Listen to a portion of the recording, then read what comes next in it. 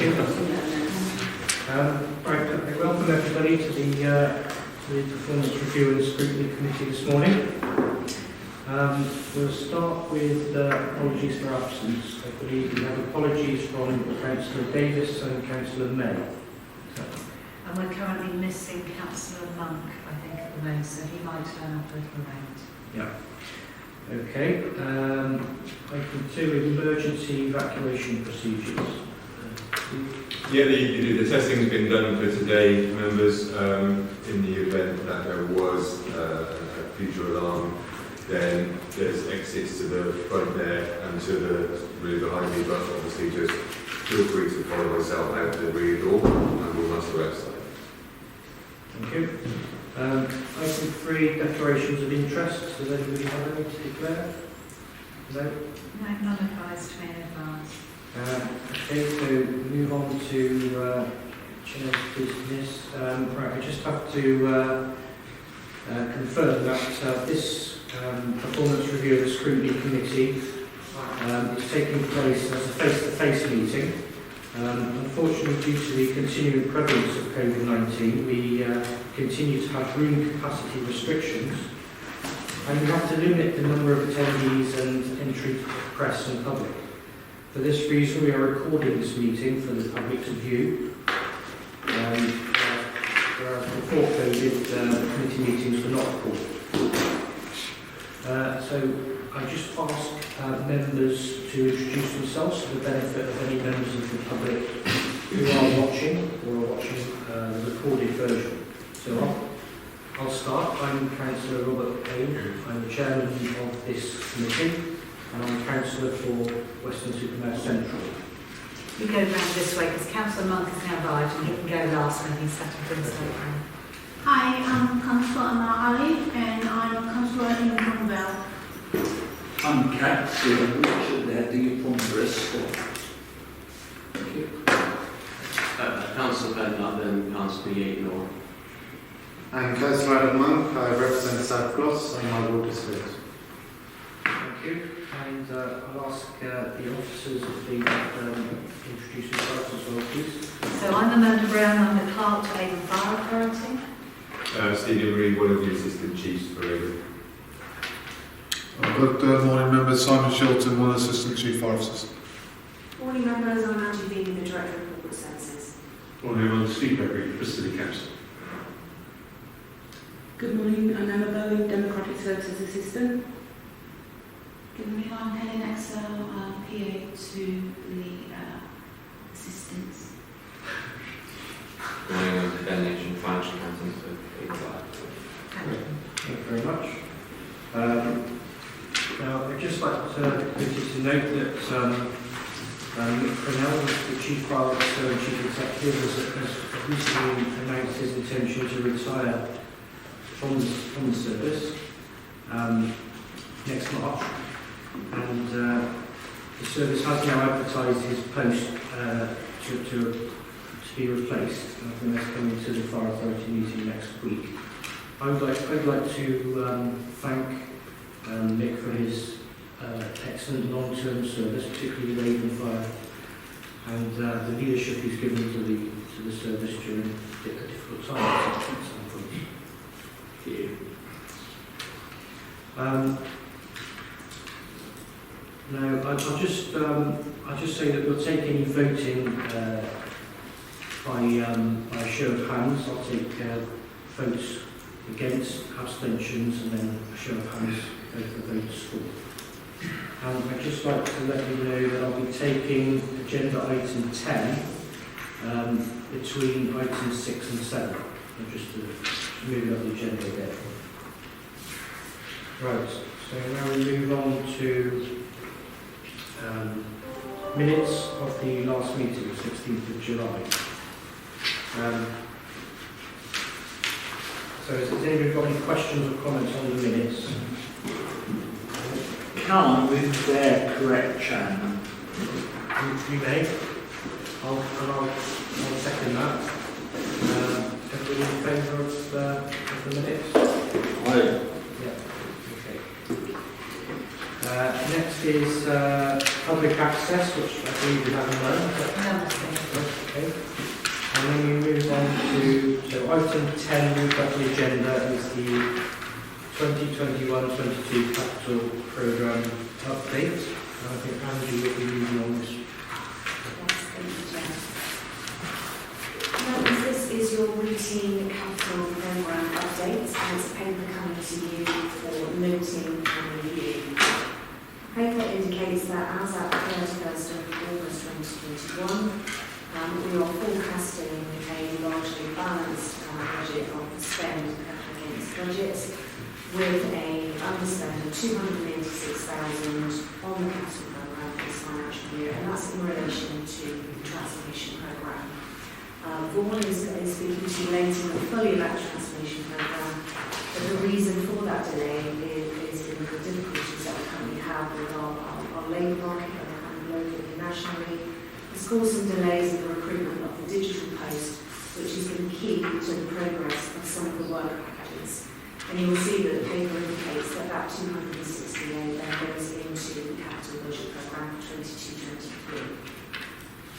The details of the forecast spend and progress in relation to fleet and property are in the appendixes 2 and 3. And again, those reflect a largely balanced budget against spend. I'll open up to questions on those ones shortly. I think the only thing that I want to further mention to members today, and will also be mentioned to Fire Authority later on this month, but the caveat to these forecasts, are that they do exist within, as we know, quite a volatile context at this time, which is impacting on all organisations with reference to supply chain difficulties, labour market difficulties in the construction industry, rising costs, and also fuel. Therefore, what we are constantly doing is reviewing our forecast, both in terms of the level of spend and also the time of spend, and how you can seek to mitigate that risk. I think we can see in the appendix that talks about premises the impact that has already had on Avon, albeit that will still be delivered at this stage of within this kind of financial year. So I think I'll kind of pause at that point for any questions, members. Thank you, Chair. Anybody? Richard? Yes, and I think we all appreciate the supply issues, and obviously we as one of the public agencies are not surprised by them. I only have one question, though I should congratulate you again for the management of this. I believe that in our last meeting there was reference to an insurance claim in Bedminster being resolved, but it might be a long-term thing. Yeah. There's no reference to that in these papers. I just wonder if you could update us, please. Yeah, to my knowledge, Amanda, are you involved in this No, process? I'm not. No, right, okay. Yeah, there is a conciliation process in progress with the contractor at the moment. So obviously, for reasons as a public meeting, I can't go into the detail of that, but we are in the process of that conciliation with the contractor. And realistically, I would obviously try to pin you down to dimes, but Yeah. hopefully next year, perhaps. Yeah, I mean, as these legal processes are also delayed with the impact of the pandemic, so it's very difficult to be clear on when we'll actually have a timescale for the conclusion of that. But I will keep advising both members. I've been made aware of it, and I know the Property Services Manager has asked that he meet with me at some point to discuss progress. It's just that meeting hasn't taken place yet, so I will be able to update you in due course. I can make a note to contact you. Yes. Andy, thanks once again. I echo Councillor Eddie's comments about the management finances. Just a quick question, I may be reading this wrong, so do correct me if I can, but you said we had a underspend of 286, is that correct? Forecasting. Forecast underspend. Is that forecast included in item 12C, in regards to the capital finance and charge summary? Because we seem to have additional borrowing on the capital programme. You said 286 would go back into the capital programme, or am I reading that wrong? So apologies. So appendix 1. So it's item 12C. Which document are you talking about? The prudential indicators and capital finance charge summary. Which page? Sorry, I'll read it off face now.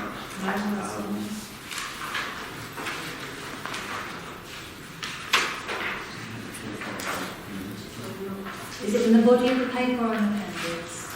I think it's an appendix. Appendix. Right, okay. So Appendix 1, where it says prudential borrowing, in that table, 1, 2, 3, 4 down. Yeah, Is that's that it. okay? So the prudential borrowing there. And it's whether the 286 is included within that. Yes. Is that the question? Yeah. Okay. You have our council sat next to you now, so Ben, are you able to respond to that? Still trying to find it, sorry. Okay,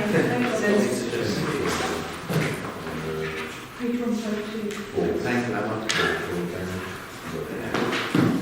Sorry, what was the answer for the minutes? The minute page.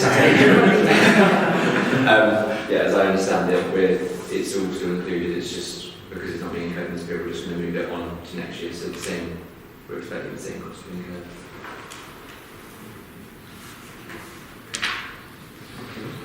Any other questions? Okay, thank you very much. Yes. Yes. So then you're free to go, I think. Perfect. Thank you very much. Thank you, members. Thank you, Ben. And I think so the report was just been noted on, wasn't it? So we don't need to take a vote on a decision. Okay, so moving on to item 7, it's the performance report.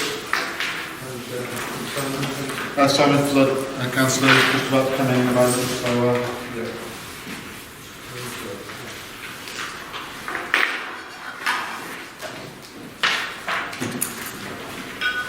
Do you need to step down to it? yes,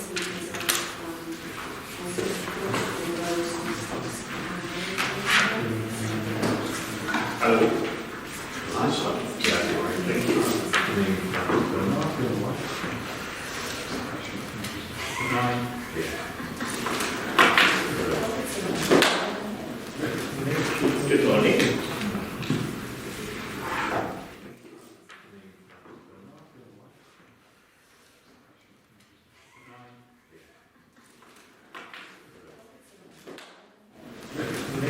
Good morning.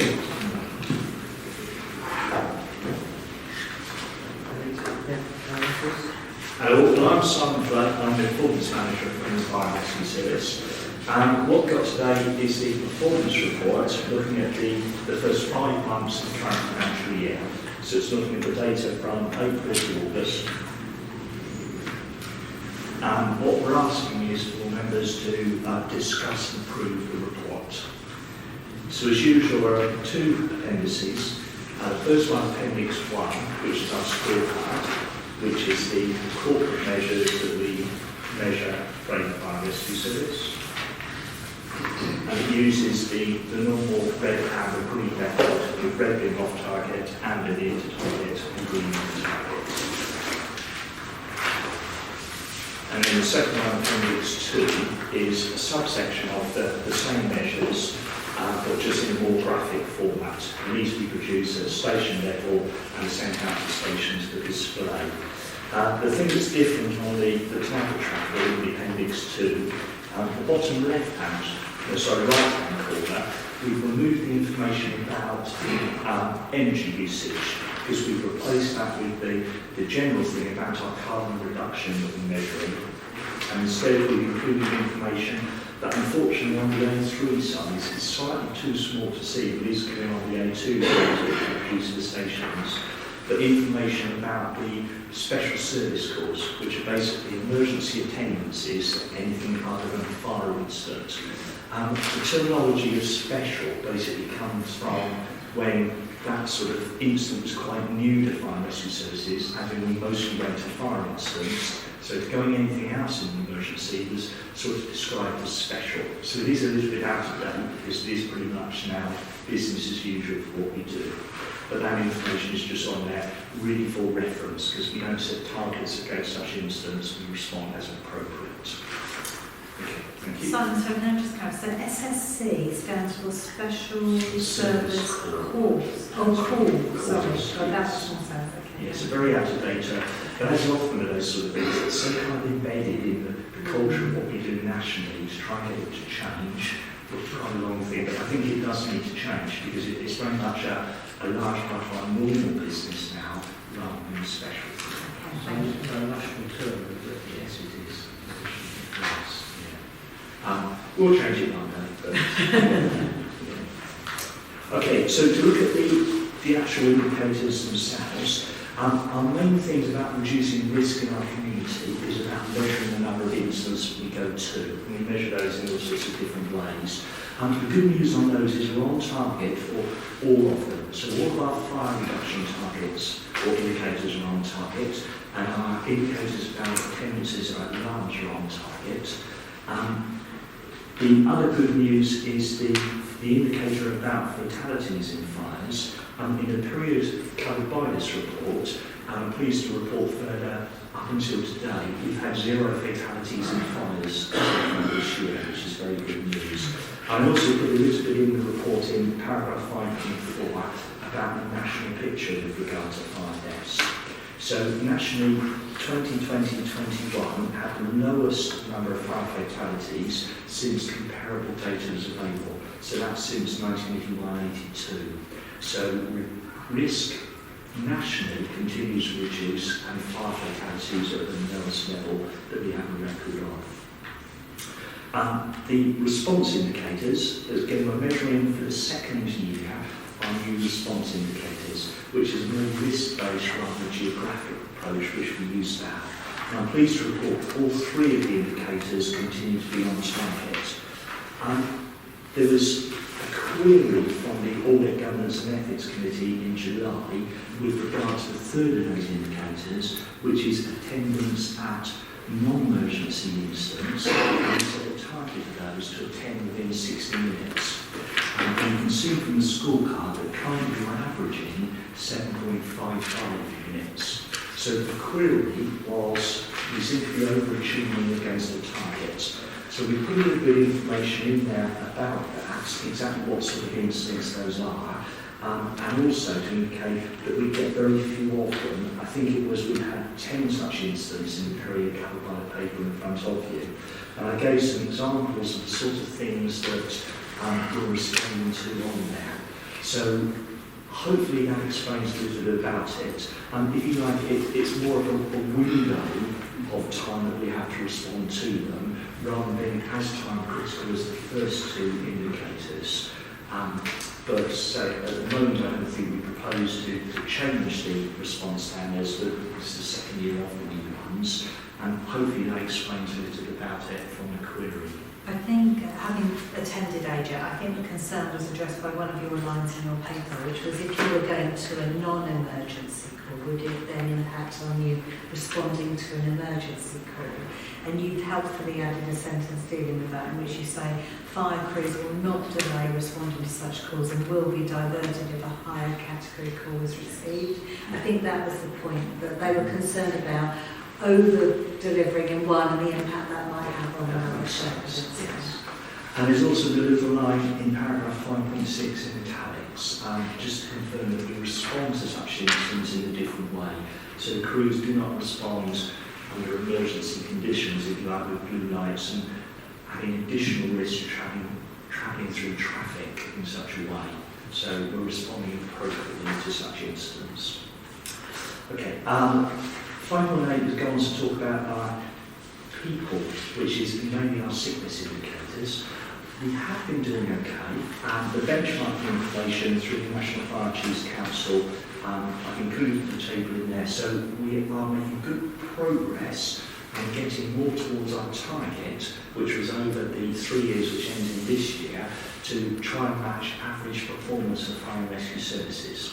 So that's what we're trying to achieve in these 3 years. And you can see from the table, and I've highlighted Avon's performance in yellow there, that we're almost achieving that. We have had a blip though in August where our short-term sickness was higher than we expected.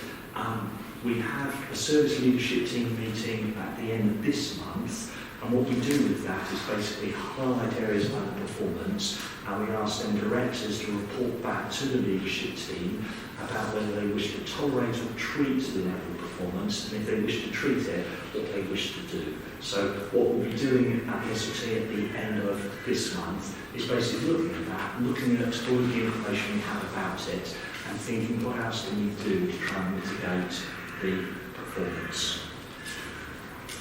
Okay. On the second page is something else. So paragraph 5.10, return to work interviews. Again, we had a good start to the year. The first 3 months were very good. The last 2 months haven't been quite as good, and a number have missed the target, which is to be completed and returned within 15 days, and the member of staff coming back to work. So we've reduced to 87% being completed in target, and it's now shown as amber where it was shown as green. Now, similarly, that would be something that would be on the agenda for the service leadership team, and the appropriate director, which will be Mr. Shilton, will be updating us about what we plan to do about improving the performance. Thank you. Similarly, we've talked a number of times at these meetings with regard to our performance against personal development reviews. Our target is for 95% of them to be completed within target. And the target is to make sure that the review is done within 12 months of the previous review. We're not where we want to be, and it's improved slightly. On the scorecard, it's now showing as 85% against a 95% target. So improvement has been slower than I think we hoped, but I'm pleased to report that we run this data on the 1st of each month. So when I ran it on the 1st of October, it was too late to go in the papers that submitted to members. I'm pleased to report that as of the 1st of October, we were up to 89% of performance reviews to be completed in target. So we're getting better. And again, at the service leadership team in October, it will be something on the agenda that we'll be discussing. So hopefully when we next meet, there'll be more good news and we'll be continuing improvements on that. The last thing I wanted to raise before I open up the questions is a little bit further good news, which is in paragraph 5.12. So internal audit looked at our procedures and processes for performance management, which includes the workings of this committee. And though the full report will go to the Audit, Governance and Ethics Committee, I've just taken the overall finding paragraph out and put it in the paper. And you can see there that they have described it as a control framework which is well defined, with performance measures clearly defined and regularly reported on. So I'm quite pleased about that. I would be disappointed in myself if it was anything different, but I think it's evidence that what we're doing is going in the right way and achieving hopefully what we're setting out to achieve. So, thank you very much for listening. I didn't have anything else that I wanted to raise, so I'll open up to any questions, please. Thank you, Simon. Richard.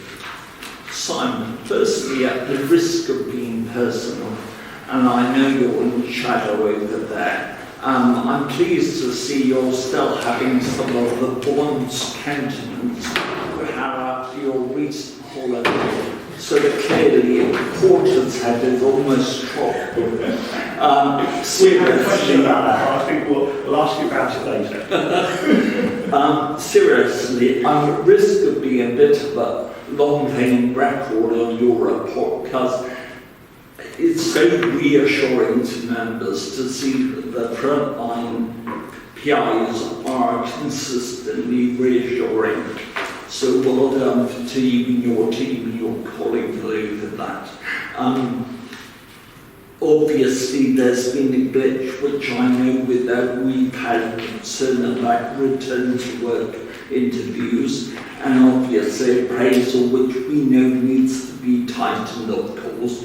And my one question was, obviously during the worst bit of the pandemic, our fire safety activity had to be lessened a bit.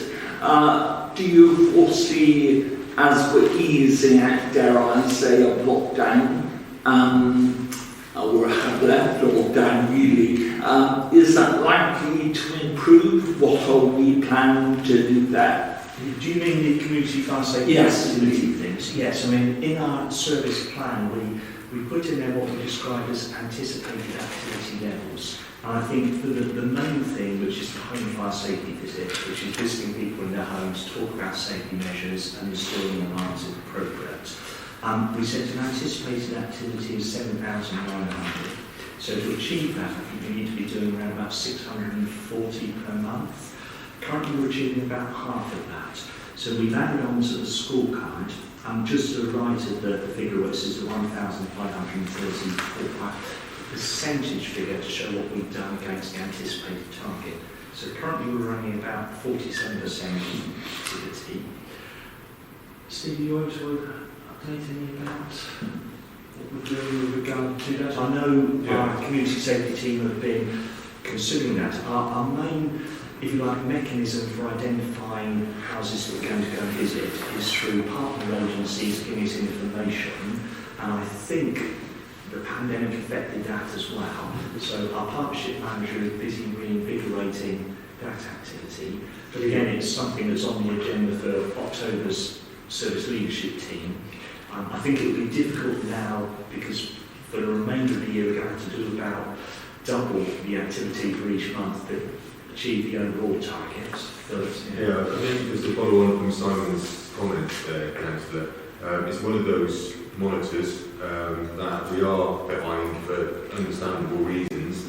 It's not one I don't think we'll be able to ever come back into the green over. There are a number of additional projects on the go at the moment, certainly in relation to partnership referrals, as well as Alex team are working with partner agencies who do refer to develop their in-house training, but I think take up on the course that we're providing for partners. That will start to support additional activity as we go into the autumn and the winter, notwithstanding flu and any other blips that might come along that prevent that activity. So I think from where we are at the moment, yeah, it's one of those monitors that we're very unlikely to see a massive improvement on from a colour coding perspective in the figures. I appreciate your realism, of course, and I wasn't expecting a turnaround immediately. Would you envisage perhaps like moving the amber direction by the spring? I can't give you a categorical answer on that. No, I know. It will certainly be our ambition to improve the projection of where we're at now as to how that will end up. There's other determining factors, unfortunately, but the reassurance we continue to explore the additional measures that we can put in place.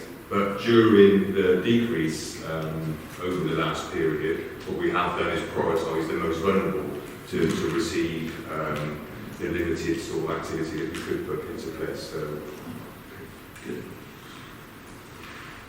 Okay. Ben, please. I think this might be a joint question for Simon and Steve, if that's okay. Following on from Councillor Eddie's comments on the community fire safety activity, we've got the number of community events attended. That's in red, which is obviously understandable due to the pandemic. But is that due to the number of events that are currently available for crews to attend or station personnel to attend, or is that due to the number of station personnel available to attend those events? Does that make sense? Yeah, I think very much during the period in question, it's been a combination of both, but more so the reduced number of community events within the community, but again, similar reasons is what we just discussed. Yeah, because they've also included events we host at our own stations. We haven't been doing those for obvious reasons. Okay. Any more questions? So we're asked to approve that report, I believe. So I propose that we approve it. The second is there. All in favour? Yeah. Okay, thank you. Thank you very much. We'll move on then to item 8, which is transformation program update.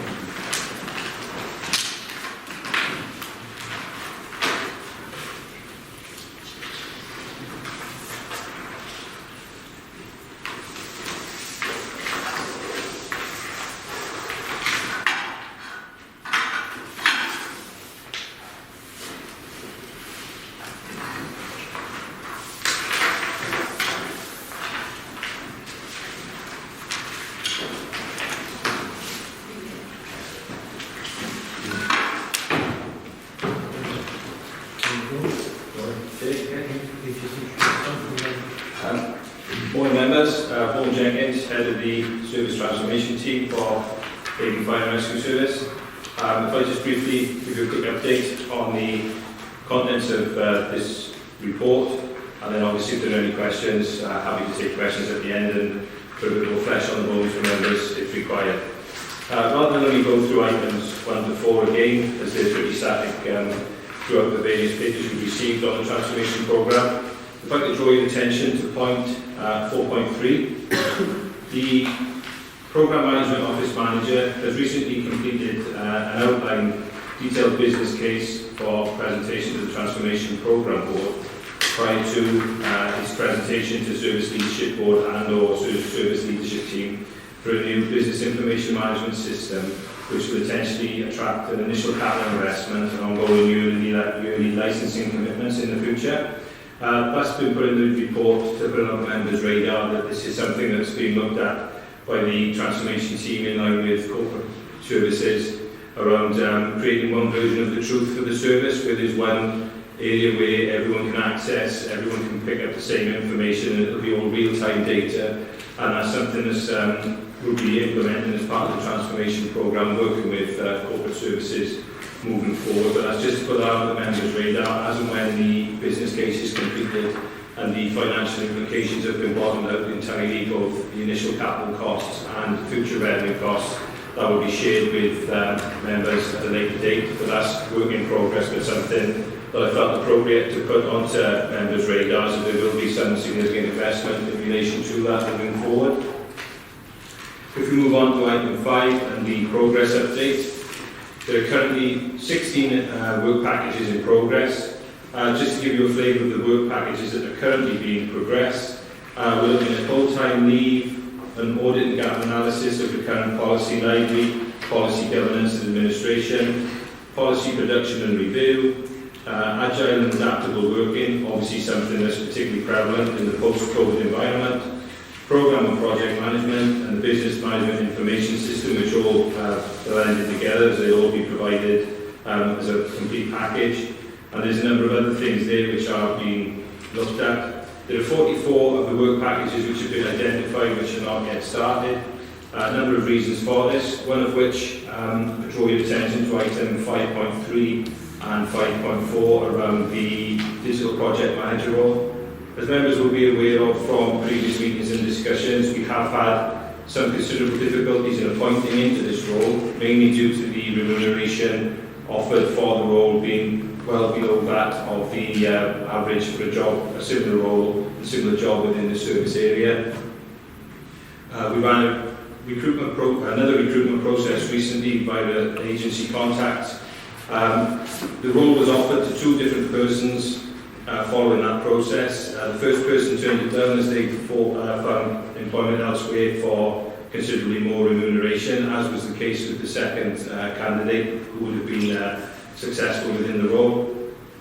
That has caused me to work again with the agency for a new trawl of any new potential applicants that they have. And there are a number of things ongoing internally where there is potential that there may be personnel within the service with the necessary skill set that we can move from another department. But that's something that's being looked at, something I can update this board on at the next meeting of this committee. So essentially we have been able to fill the digital project manager role. I know it was discussed at length in the last meeting.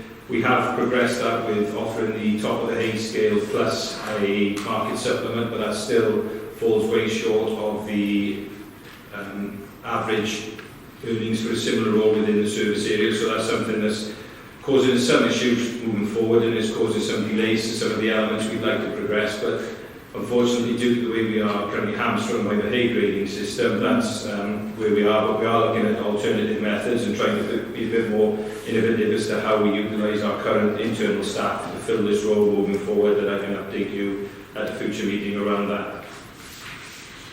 Moving on to... sorry, yeah. move on from this point. You said, I think, not started 44, but on paragraph 5.1, I've got 42. Oh yeah, sorry, I've got updated figures on a different sheet Okay. from when this report was prepared.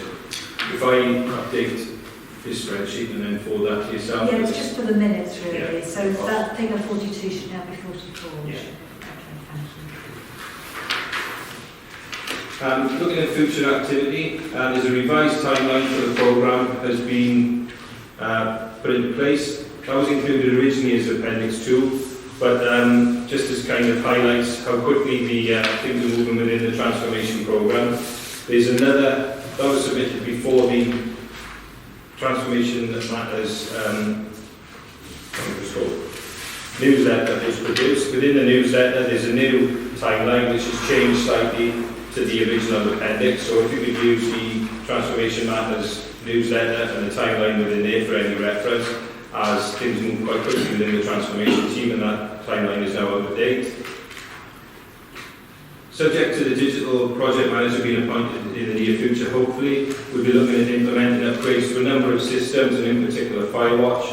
An offer has been made to an internal member of staff to come into the team on a secondary contract basis to implement the upgrades to the Firewatch system, which will allow us to implement other areas of the transformation programme moving forward. So that's pleasing that we've managed to fill that post and that vacancy, and that will allow us to move forward in the future with a number of the plans we have prior to the appointment of a digital project manager. Item 5.8, it's been agreed that the transformation programme will be audited week commencing 24th of January 2022. So obviously that will take place by our Audit Government and Ethics Committee and also our external auditors, or internal auditors, sorry, RSM. A strategic statement of intent detailing the services position in relation to agile working has been produced and signed off by SLB, and that is included within the Transformation Matters update on page 5 for your information as to how we as a service will work moving forward in the post-COVID environment with more home working and working more agile, keeping our staff apart and protecting their safety. And the transformation programme risks, as recorded in CRR 19, currently stand at 12, which is where it was last month, so there's been no change upon the risk. As you know, the background papers are the newsletter and now up-to-date timeline, but there is an updated timeline included within the newsletter. So rather than taking any more of your time talking around this paper, if there are any questions, I'll be happy to answer them. Okay, any questions? I'd like to just focus on the delays in the recruitment of the project manager, as it seems to be that's got to be the key issue, which is stalling the programme. I'm also aware we had a very detailed debate about that at our last meeting, which members contributed to, so I don't want to reheat that, of course. Am I correct from hearing you, what you said, that there seems no way we can actually seek to be creative about the salary package? Well, with regard to the salary package, ordinarily, if someone joins the service, they would join at the lower end of the hay grade and work through the spinal points as their service within Avon progresses. However, due to if someone can provide evidence that they're currently earning more than that particular salary point, we are able to offer the top of the hay grade, and in this instance we were able to offer a market supplement also to increase the remuneration. However, that was still a number of, quite a way short of the market value that people would be expected to earn within the southwest region, so unfortunately those persons didn't take up that role. Obviously I've had conversations with Angie and also with members of HR around how we can progress this in the future.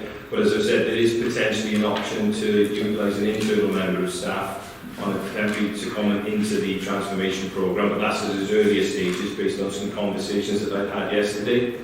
The employment agencies we are working with are currently looking at a new trawl of new applicants or new persons that have come onto the employment agenda within their field of expertise and that would meet the person spec that we're looking for. But as I say, yes, the biggest sticking point is the salary, but currently we are where we are with the salary. We can offer to a certain level, and we wouldn't want to go outside of those recognised mechanisms, which are the mechanisms we have for volunteers. And are we looking for a full-time member of staff? This would be a full-time position until the end of the transformation programme, so it would be a full-time contractor on a certain length of time. All I was just thinking of, I just wondered, although I think you've addressed that by your reply, whether there was a way of trying to actually work out whether Avon and Somerset Constabulary had similar needs, of course, and whether there may be a way of working with them, but from what you say, that's not really an option. I don't think that would be an option, no, because this is a specific job related to issues within Avon Fire and Rescue Service and things that we need for the better functioning of our service moving forward, as opposed to things that would cross services. Fine. Okay. Any other questions? I have one, please. On the progress update, which is 5.1, there's obviously 42 work streams on the initiative, but then did you say that's been updated to 44 now? I just looked at clarify. Yeah, sorry, that's updated to 44 purely because there have been more explorative work that's been done and more work streams have been added since this report was produced.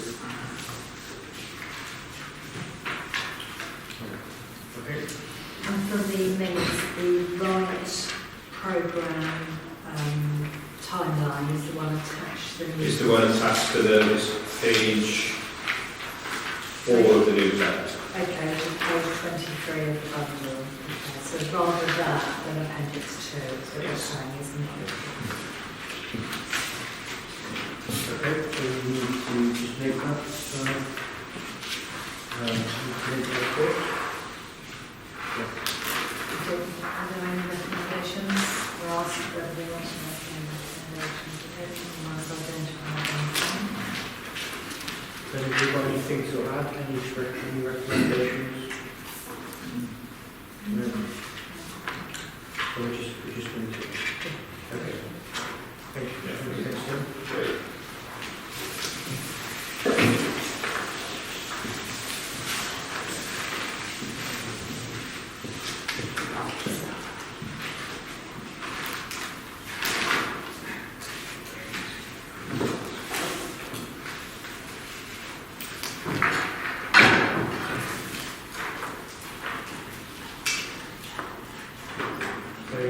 The next item then, number 9, is the HMI, etc. Progress report.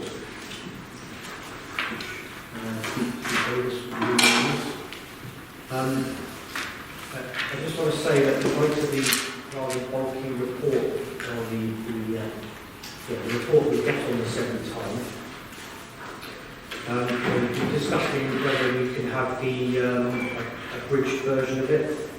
It's the inspection action plan, which I think you appendix every time. The chair was discussing before the meeting whether we need to have that full document every single time or just an abridged update of it, which I think is presented to the yes, I think it would be, personally, I think it would be easier for members to deal with that, and it would save printing and so on if we did have the abridged version if members are happy with that. Members happy with that? Yes, and it might save a few trees in the atmosphere forest. Exactly. Yeah.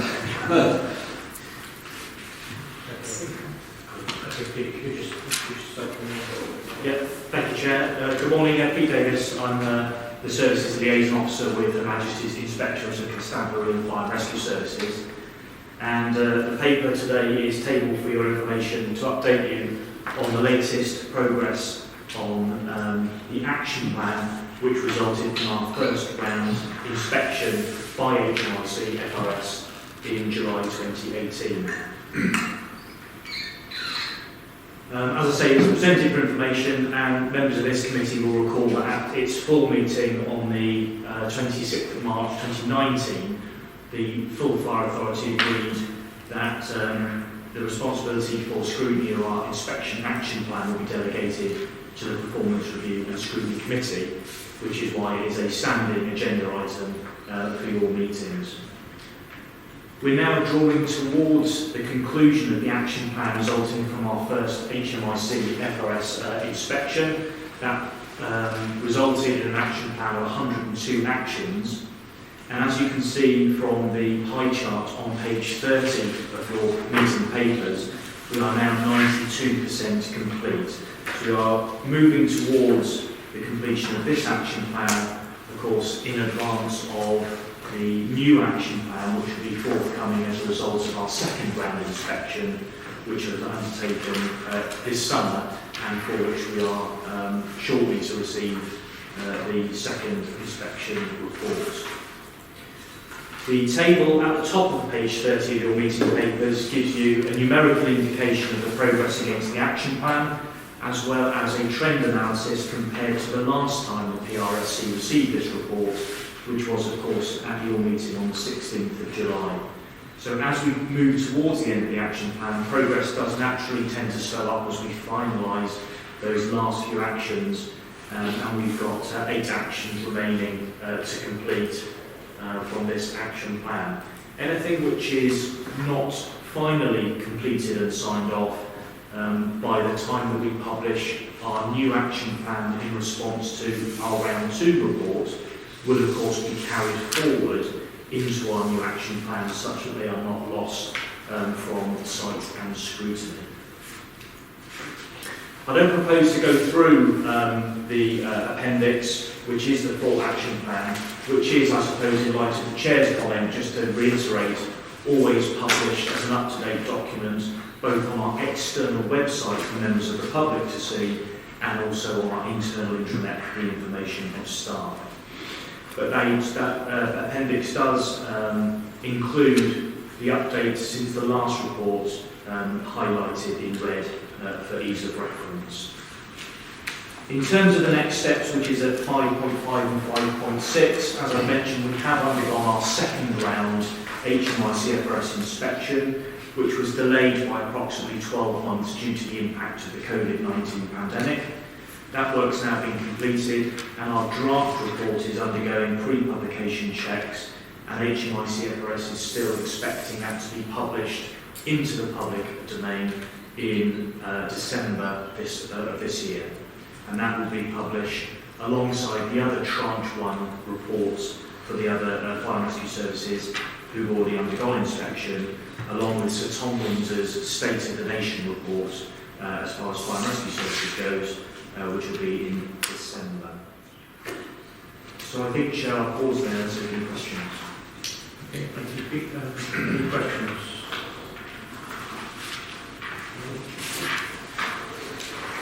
Okay. Anybody got any recommendations or anything? Got anything else to add, Pete? I suppose really, given the timescales of your meetings, and I'll see the next one due in January, this is probably going to be the last time that this round 1 inspection action plan comes to you, because by the time of your next meeting, we're either going to be as a very mature draft of the round 2 action plan, or the round 2 action plan will in fact be published. So we'll be on to the new one by the next time we meet. So can I just clarify? Yeah. Sure, I understand what people have been told, but the current action plan, will that be concluded in its entirety before the new action plan commences? I appreciate the inspections overlap in terms of the action plan inspection, but before the action plan 2, this will do the current action plan be complete? Not quite. There is at least one action in the round 1 action plan, which takes us through to 2024, which is a phased reduction or realignment of our supervisory manager roles. So that has got a planned phased rollout, which will take us into the lifespan of the round 2 action plan, and therefore that's one of those which we carry forward such that we don't lose sight of it, and it will appear as a round 1 action, but in the round 2 plan. And then in terms of the inspection, then, I assume that the fact that that is identified as a current work stream, when the inspection report comes through, it clearly will indicate that that work's not concluded, but we're identified as a discussion and the answer to. Or will we identify that it's already identified as an issue and is currently addressed? We expect so, yes. Yeah. Okay. All right, thanks very much. Thank you. So we just note that to sign. Yeah, just Fine. note on the script roll.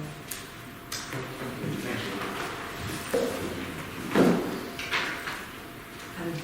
And the next time, obviously, we won't need all this detail, there is, but like I say, this is probably the last time, so this one is going to be produced anyway. That's right, and of course we hope that the round 2 inspection action plan won't contain any 2 actions. Yeah, okay, super, thank you.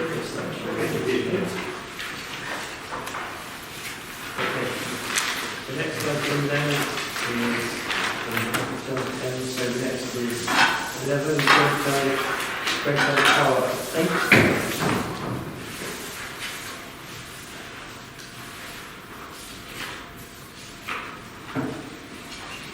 And we've got Ben Thompson to present on.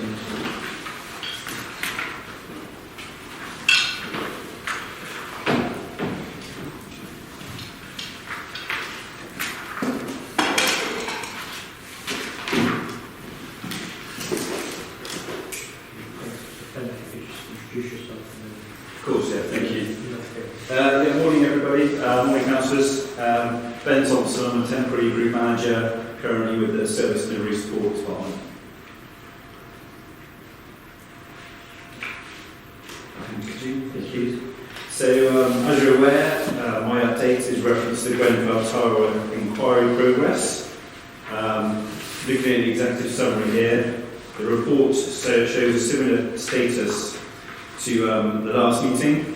However, I can assure the room that progress has been made against all outstanding actions. Of the 29 internal actions, 14 are now complete and 15 are in progress. We have also carried out a recent review of the target completion dates, and these can be seen in Fig 1 and Table 1. Unfortunately, 7 of the internal actions are now estimated to continue into 2022, compared to 3 at the last update meeting. The committee is asked to note the report, discuss its contents and make any recommendations it sees fit. A couple of headlines in terms of progress for me. In relation to the Grenfell Infrastructure Grant, which was initially £99,229. Some really good progress there recently. 2 pieces of work we've been working on for a long time are a dummy command unit at the South West Command and Development Centre. We have had a dummy unit there for a number of years, but that is being upgraded to replicate our live system. So that will probably be live by Christmas, which I'm really pleased about. And also we are installing in our control room a version of the Airbus Incident Command software, which is on the command unit. And that will enable more linkage and more convergence between our control room and our live command vehicle. That will also hopefully be ready by Christmas. So really pleased about those 2 because we've been working on them for quite a while. Sorry, can I just ask you a quick question? Of course. Maybe the members have got the same question. What is meant by dummy command unit? It's just a simulated command vehicle. So we've got our live vehicle based at Kingswood, which is obviously a small lorry which goes out to operational incidents. We have had a replica type vehicle for a number of years, but when we went live with our new command vehicle last June with the brand new software, obviously that was our priority at the time. But what we want to do so we can train all our staff and officers on exactly the same systems, we're doing a full replica at the South West Command and Development Centre. Members, it is a static, it's not a mobile operational facility, it is a static facility, as Ben has mentioned there, mainly for learning and assessing our future leaders and our incident commanders, so that they are immersed in the same environment that they would expect on an operational environment. One of the really big benefits there is we currently can do exercises with a live command vehicle, but that has a direct impact on our control room staff. And if we were to plan an exercise for one of the ACOs and then we got very busy operationally, clearly we would have to drop that at the minute and focus on the operational requirements. So this will be a completely controlled environment where we can do that, simulate anything we want really, and with the knowledge that we won't be interrupted. So that's really beneficial. Also some really good progress around our high-rise residential buildings and the CAD plans and associated information that's going with that. So we've currently got 23 of our high-rise plans now complete, with a further 9 in progress. We're working towards having that piece of work done for all 59, 60 of our Bristol City Council high-rise residential buildings. And I'm optimistic we'll be getting close to that by Christmas again, and very early into the new year we should see completion on that, and then we'll move our focus to the other unitary areas to replicate that piece of work. Really good collaboration with Bristol City Council on that one recently. They're obviously struggling for capacity and have the same priority issues that we do, but we managed to sort of persuade them to focus on the high rise and get that piece of work completed before they're moving on to some of their medium rise and low rise buildings. In terms of the other progress and pieces of work, just a few headlines I'd like to bring your attention to. High-rise training package is now scheduled to be delivered in the first quarter of 2022. That will be a blended learning approach, so it will be a mixture of practical training, theoretical training and e-learning. And our L&D team are currently working to finalise that package. That's really quite significant because it will be our biggest change to our high-rise procedures and policies for a number of years. Obviously largely driven by Grenfell, but also some other national drivers with that one. Furthermore, in relation to internal actions 2 and 3, essentially they relate largely to our 7.2D and risk information, sometimes referred to as PORIS, which is the provision of operational risk information system. And there is a business case which will be going to SLB, I think on the 19th of October this month, to provide additional human resource and finance for software and hardware systems. So we realise we've got some gaps in that area, but I'm confident we can address those following that business case, which will hopefully be approved. And last couple of points from me. Also some great work in terms of evacuation. So we initially worked on our core high-rise policies and procedures, and we recognised we had a bit of a gap around evacuation of high-rise buildings and other properties. So a lot of work's been done there through the high-rise working group and the risk intelligence unit. We currently got a draft version of that evacuation document. And in a nutshell, what that will do is give our crews a number of tools in the box for dealing with evacuation of a building, be that phased evacuation, full evacuation, etc. So we kind of recognised we had a gap there, and perhaps we haven't trained our crews as well as we could do. So I'm really confident that that's going to give us a massive improvement in that context.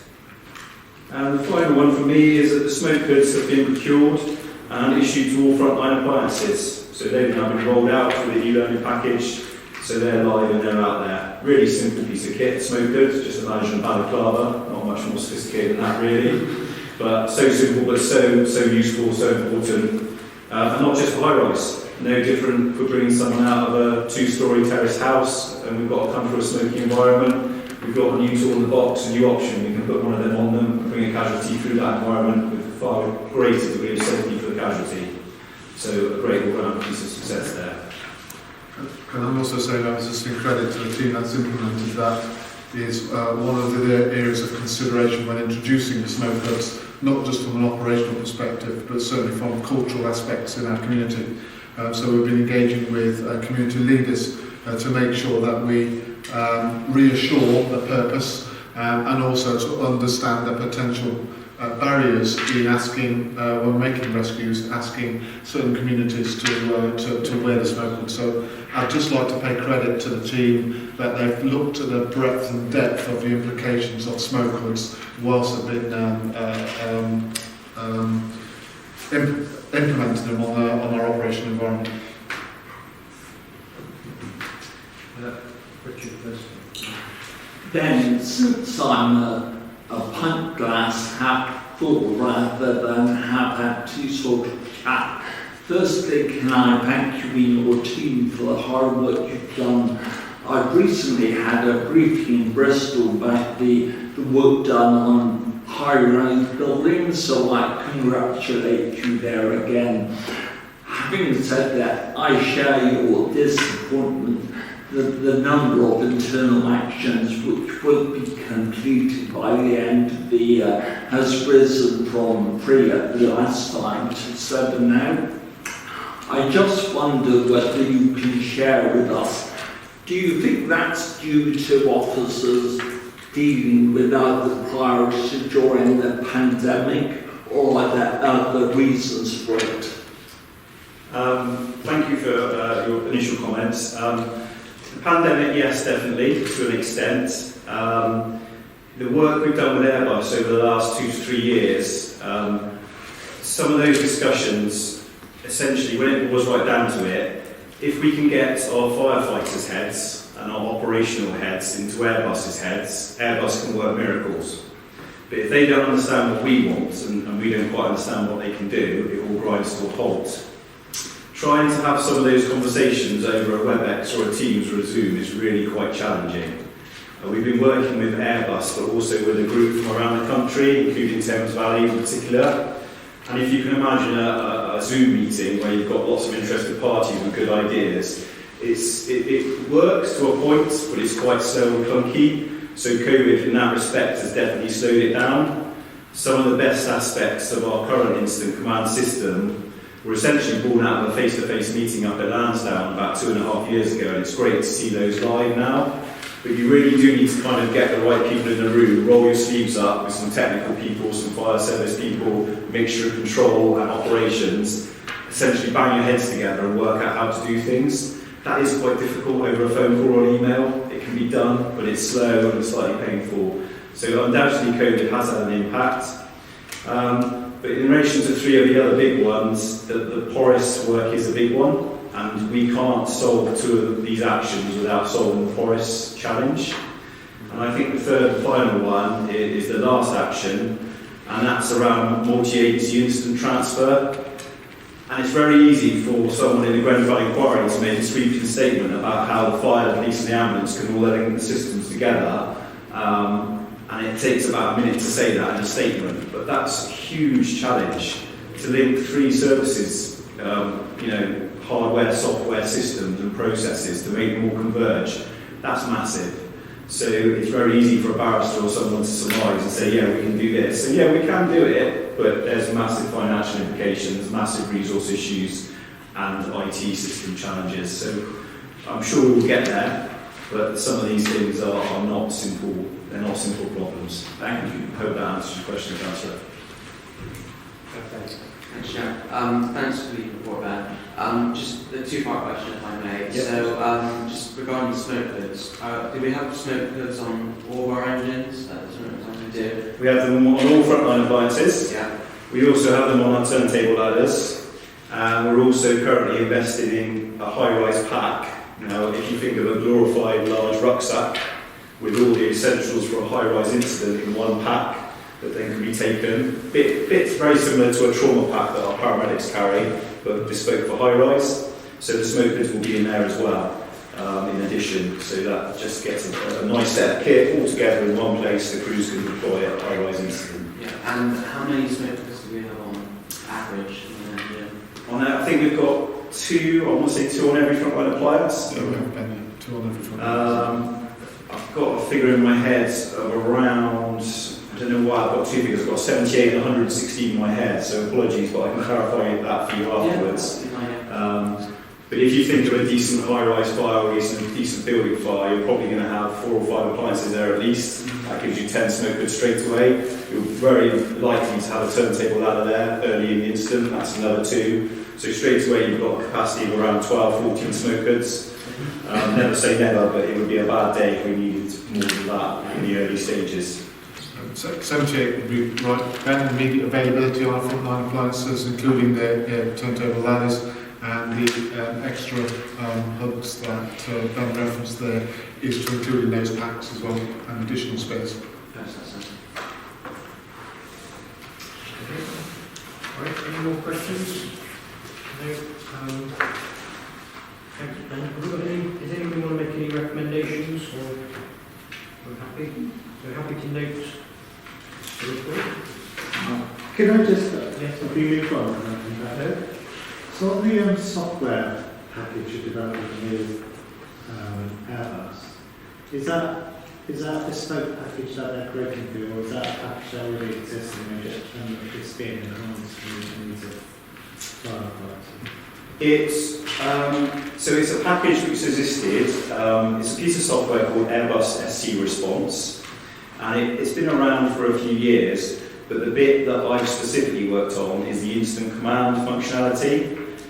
So if you think of that as an additional tab or additional functionality, so the software was running on the mobile data terminals on the firefighters 3 or 4 years ago, and what Airbus have done in collaboration with ourselves is developed extras, and that work is continuing.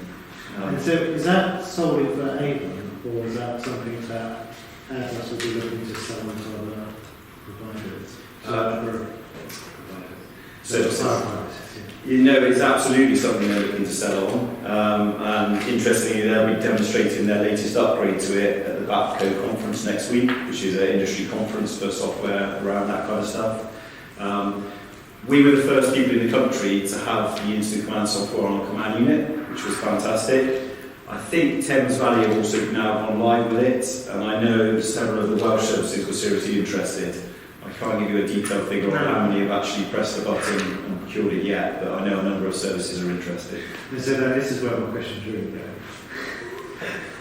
So, are we paying market value for that, or are we, as the sponsors, for want of a better expression, is if I'm firefighter getting a better price stroke?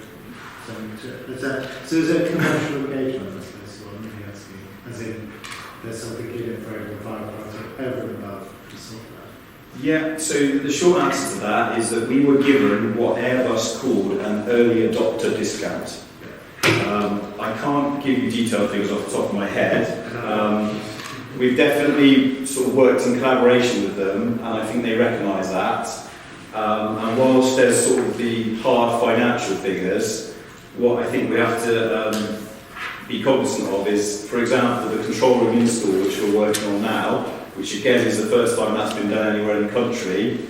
One of their top technical guys, Chris Lunn, he's been really supportive of what's going on in that control room. So he's in direct contact with a number of our staff up there, and he's really helping and supporting them. So we feel that regardless of the financial figures, the relationship is a two-way relationship of give and take.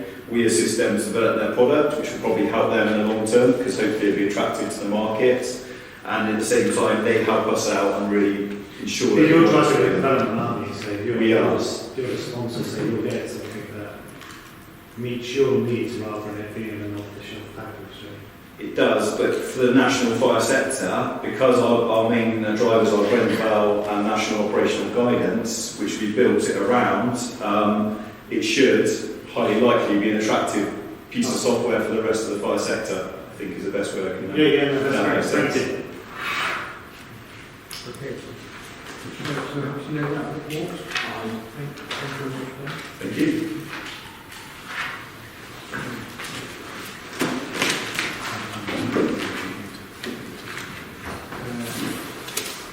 Now we move on to item 12, which is the renewable energy and low carbon contracts and environment.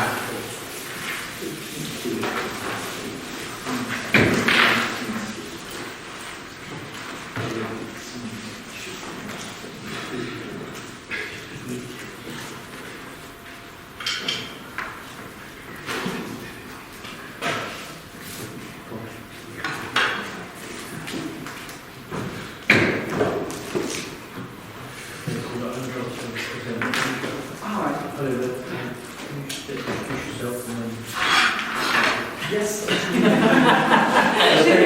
Just check that you are where you are. I'm the environmental manager. Okay.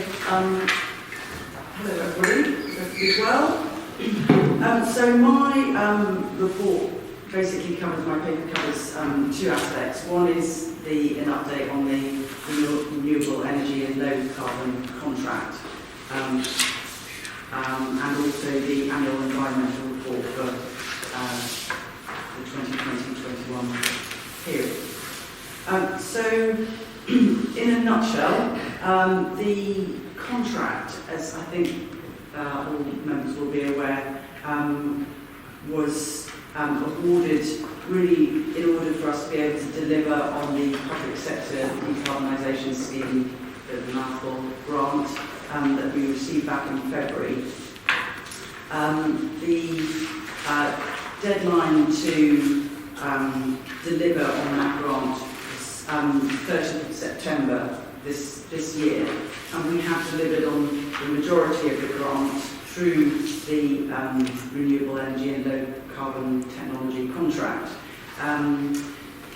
There are some aspects which we've been unable to deliver to date, so we've been awarded an extension till next March 22, which is similar to many other public sector bodies who have received the grant. In fact, I don't know of any other public sector bodies receiving the grant who haven't passed also after extension. I think we've all been subject to delays because of supply chain, lack of parts, COVID. It's been a bit of a perfect storm, really. So the majority of the projects that we have already delivered include air source heat pumps, battery systems, solar PV, so solar photovoltaics and solar thermal systems, and we're already seeing energy savings from those and from other energy efficiency measures which have been funded under the grant, which obviously at this time of inflationary energy prices have been very welcome, and they obviously also contribute to our reducing carbon emissions. Shall I take questions now on that element of the report, or shall I cover the other part as well? Yeah, we do them separately. Yeah? Okay, has anybody got questions on Firstly, can I thank you again for your evident enthusiasm and hard work, of course. It's great to see progress here.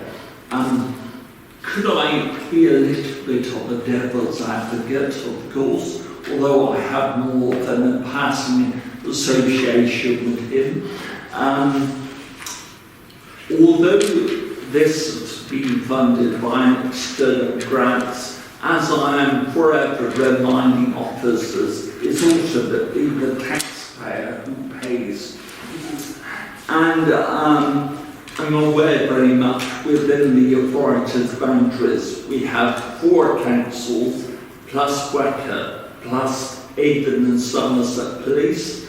I just wondered, all of them I'm sure are seeking to actually achieve similar things. To what extent we're taking advantage of partnership working and joint solutions then? We certainly have been, and we've certainly worked with local authorities on joint projects. So, for example, Bristol City Council, who also received some funding from the same grant, are just about to start work installing the necessary plant in our Temple Fire Station to link us into the Temple Area District Heating Scheme. So we've been sort of liaising with them, not just around the works, but also around the whole grant process, which has been incredibly helpful. And we have worked with other authorities. It's because we have different areas, if you like, areas of jurisdiction, and we operate in different ways. It's not always possible. For example, Danes are currently undertaking a large feasibility study of renewables in their area, which we were hoping to be part of, but again, because of such technicalities, that wasn't possible. But we are in sort of constant contact, whether it's looking at where we can join procurement exercises, for example, or take part in events, particularly I'm thinking sort of with the upcoming COP26 climate conference in Glasgow. We've been working with some of the authorities on sort of joint publicity and other measures. Now, I'm aware with my planning hat on that very often for major developments we actually have the opportunity to connect them with district heating when that becomes available. So I appreciate that's not going to happen overnight. But I would hope, obviously, as you seem to be suggesting, we're alive to the possibilities here. Yeah, definitely. And so, for example, in Bath, we're, as you know, we're planning to build a new fire station, and we're very much in contact with the council over, for example, the potential increased electrical capacity requirements for the new station. Is at some point we're hoping we'll bring on board a lot more sort of electric vehicles, as well as sort of decarbonising heating and moving over to electric rather than gas. So yeah, on all sorts of levels, we're in communication on an ongoing basis. Okay. Could I, sorry, don't want to really hold this, of course. Bearing in mind this is a regular report, I wonder whether there might be a section in future ones about partnership working opportunities. Yes, certainly. I wonder if that would sit better within the sort of annual environmental report. Absolutely. Yeah. Which it does slightly cover. Yes, Thank you, Chair. Yeah, we're happy to include that in here, and I think more widely, because this is talking about the actual groundkeeper procedure, obviously the governance around that. We are acknowledged both kind of locally and also nationally to be one of the environmental services furthest ahead on what we're doing around environmental.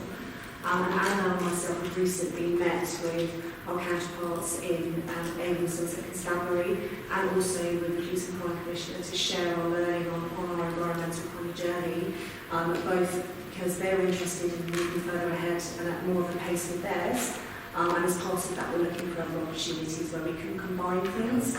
And we are having the equivalent with all of our kind of human trees as well. So we're doing it both on the sort of practical level, but also on the strategic level as well. Okay.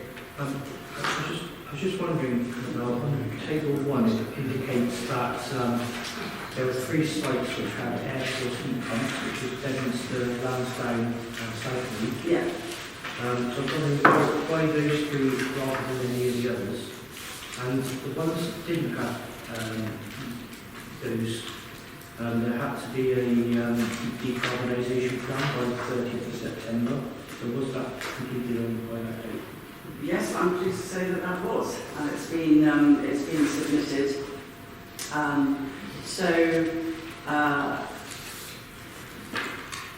The reason why we only chose, or particularly chose those 3 sites for the air source heat pump was we sort of went through a pretty rigorous process of evaluating potential projects for all of our sites. And out of that list of sites, basically those 3 lend themselves best to putting in an air source heat pump, predominantly because, for example, our on-call stations, their pattern of use, it's putting in an air source heat pump, which the way it really operates is it has to be on all the time. It just doesn't make sense when we've got some small stations which are infrequently used. And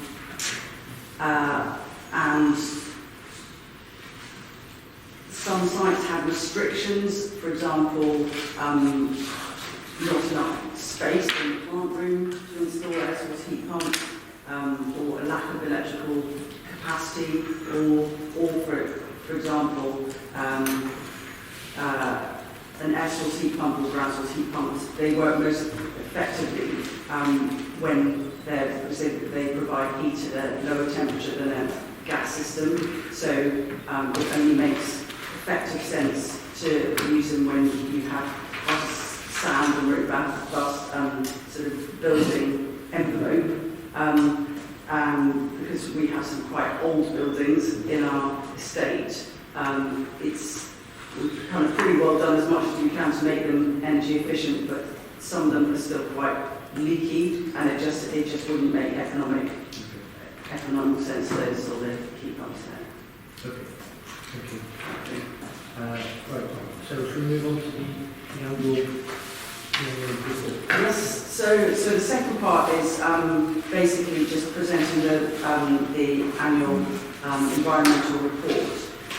So this details our performance over the past year and maps it against the annual action plan and aims which are set out in the environmental strategy, which, as members may remember, was published last year. So it's a 10-year environmental strategy, and very much in line with our sort of 10-year net zero carbon goal. So again, in line with that, we have now got one single environmental performance indicator, really, because in many ways it acts as a proxy for other environmental indicators, which is the annual reduction in carbon emissions. So effectively we're looking at a 10% reduction per year to get to a hopefully 0% carbon emissions, or zero carbon emissions by 2030. So during the first year we managed a 14% reduction, which is great news. However, our pathway to net zero is definitely not going to be linear, and as we realise more and more of the what I call the lower hanging fruits, it is going to get a lot more challenging to get closer to net zero. And of course, one of our main challenges is transitioning our heavy diesel fleets. So just briefly, other sort of highlights in the report, obviously the decarbonisation grant, which we've just been talking about, but also, although carbon and climate change are sort of top of the agenda, there are also other wider environmental impacts and issues which the report covers, which I think are really key. So, for example, how we're working to embed environmental protection across all of our operations, so very much in line with the national operational guidance. And also, for example, taking some of the first steps to ensure that we integrate sustainability risks and opportunities within all of our procurements and contracts. So I think I will probably leave it there and open the floor to questions if there are any. Questions? Yeah. I was interested, we partake in the annual fire service energy saving competition. How do we currently fare? So last winter, it was one of our stations, Thornbury, came third in that. But actually, as a group with the other fire and rescue services, we've actually decided not to continue with that for a number of reasons. And what we probably want to do instead is to look at a different, whether it's a competition or some kind of league table. We want to look at other aspects as well, and we're thinking of sort of building on the COP26 event, probably something more aligned with all of our carbon emission goals. In that case, I'm not arguing because clearly you know the circumstances far better than me, but I see it on page 1844 of this appendix 14 third bullet point, our continued involvement in the fire energy saving competition. But we shouldn't really publish that. We could say we've engaged in it in the past, because I think when the report was written, that was the intent. But as we decided that actually we think that competition's had its day and that we should sort of move on with. So, but yes, point taken.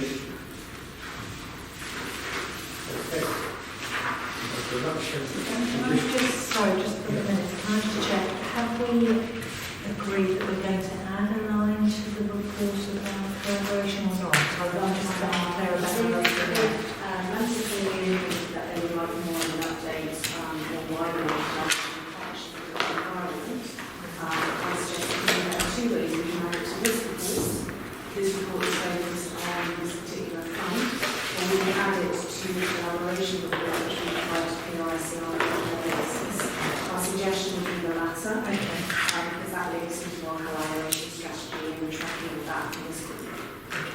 You want to do that, Richard? Yeah. Okay. Right, so we just need to note that report. I think let me just check recommendations. So, note the report. Okay, that's fine. Right. Thank you very much. Okay. Chair, can I make a final comment on the report as well, please, since I have the team? Just echoing what members have said, it's my kind of thank you to also the estates team, of which Appendix is part of environment, but also our procurement team. They are what I would describe as a small but mighty team, because they are dealing with an awful lot at the moment that we heard flavors of today. This is a very challenging but great sort of investment for us, but it is required a lot of work up until September. At the same time, they are dealing with major projects, as we've discussed with Avon, and at the same time a great deal of volatility in the system. So just wanted to kind of echo my thanks to the team and echoing what members have described. Thank you. Right, so that just leaves us with the date of the next meeting, which is the 26th of January.